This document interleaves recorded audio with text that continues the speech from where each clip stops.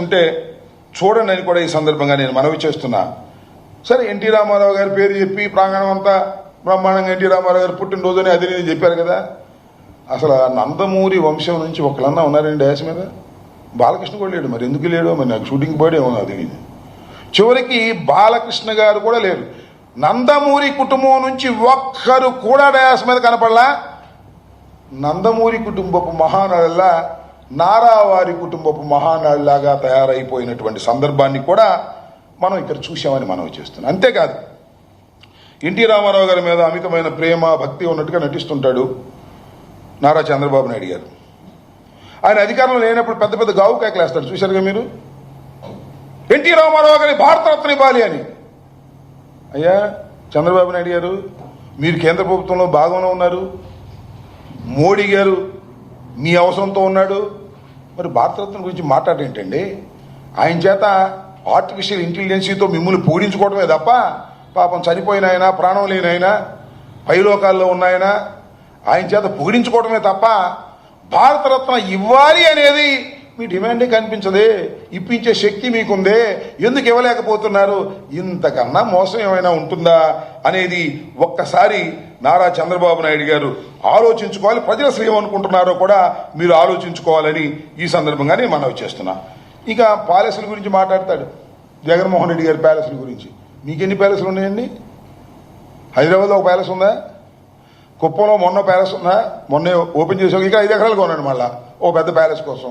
అది కాక కరగట్ట కింద ఒక ప్యాలెస్లో ఎవరి ప్యాలెస్లోనే ఉండేటటువంటి కార్యక్రమాలు ఇవాళ మీరు చేస్తున్నారు. మీరు కడపలో నిర్వహించినటువంటి ఈ మహానాడు అనుకున్న స్థాయిలో కాలా.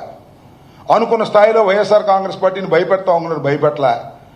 కనీసం దిగజారిపోతున్నటువంటి తెలుగుదేశం పార్టీ క్యాడర్ యొక్క కాన్ఫిడెన్స్ ని బిల్డప్ చేస్తున్నా అంటే అది లేదు. ఊరికినే గావు కేకలు అని అంటాడు. సోదరిమణులారా, తమ్ముళ్ళారా, బ్రహ్మాండంగా సెక్స్ అయ్యాం అని చెబుతాడు. సెక్స్ అయ్యామని చూసినోడు చెప్పాలి కదా. అద్భుతంగా సెక్స్ అయింది మన మీటింగ్, అవునా కాదా అడుగుతాడు అనుమానం. మళ్ళా అవునైతే 2 చేతులు పైకెత్తండి, షౌట్స్ కొట్టండి.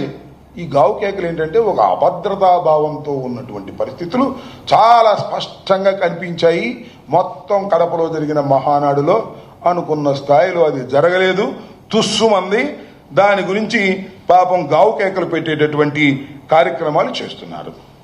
చివరికి ఇంకో మాట ఏంటంటే,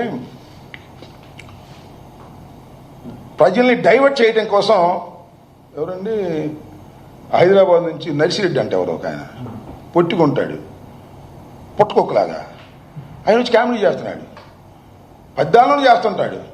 ఏమంటాడండి ఆయన? తెలంగాణలో ముక్కోడు పోయాడు, ఇక్కడ తెక్కోడు పోయాడంట. ఏం మాట్లాడుతున్నావు? ఏమయ్యా చంద్రబాబు నాయుడు గారు, నువ్వేమో నవ్వుకుంటున్నావా ఏంటది? మొన్న కూడా అంతే. ఇక్కడ ఎమ్మెల్యేల వినోద కార్యక్రమాలప్పుడు కూడా జగన్మోహన్ రెడ్డి గారిని తిట్టడం, కింద నవ్వుకోవటం. ఇవాళ కూడా ఆ బుడంకాయ లాంటి నర్సిరెడ్డిని పిలిపించుకోవటం, ముక్కోడు తెక్కోడు ఆనందపడటం. మీ వల్లనేవా? మీ అబ్బాయి ఒక పిల్లోడు, నువ్వేమో బొల్లోడివి అని మీ వల్ల కదా? అది సంస్కారమా? ఇలా మాట్లాడటం మొదలెడితే మాకన్నా ఎక్కువ మాట్లాడగలరా? తప్పు నాయన. తెక్కోడు, గిక్కోడు ఇట్లాంటి మాటలు కాదు. వ్యక్తిగతంగా మీరు మాట్లాడటం మొదలెడితే అంతకన్నా వ్యక్తిగతంగా మాట్లాడగలమని కూడా ఈ సందర్భంగా నేను మనవి చేస్తున్నా. అంతేకాదు, తల్లి చెల్లి అని మాట్లాడతాడు. ఎవరు? ఆ పిల్లోడు తల్లి చెల్లి అని మాట్లాడతాడు. అదే మాట్లాడేటువంటి కార్యక్రమం చేస్తే మేము మాట్లాడలేగా. చంద్రబాబు నాయుడు గారు, మీ తల్లి ఎక్కడ, మీ చెల్లి ఎక్కడ? ఎప్పుడన్నా